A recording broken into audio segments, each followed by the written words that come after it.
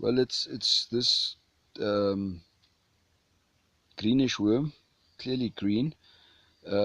This one was inside the plant, so it's more light. It hasn't had so much color, and it was eating the more whiter leaves on the inside, like a salad, like a lettuce. The outside leaves are green. If it had been eating a lot of green leaves, it would have been greener in color.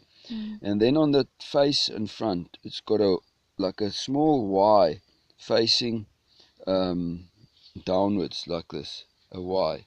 That's how they identify it. And it's got almost these little spots on the side. A line of spots. Can you see them? Yes. Yeah, it's wiggling a lot now, but it's got a line of spots.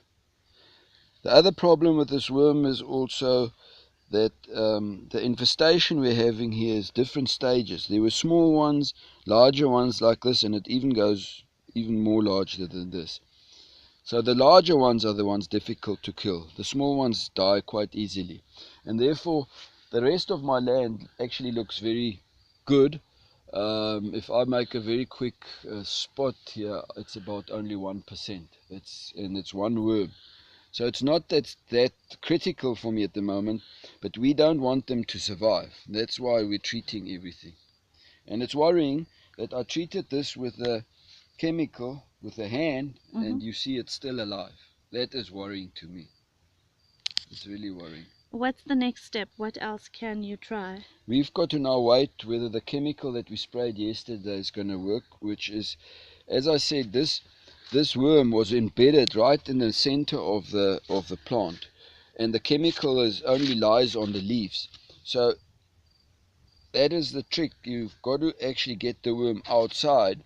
But what's happening here, this plant is still growing, and as it grows it pushes out its leaves. So eventually, depends on whether the worm will survive that long. It will most probably die off and mutate and become a larvae or a pupa, and then it will become a moth again.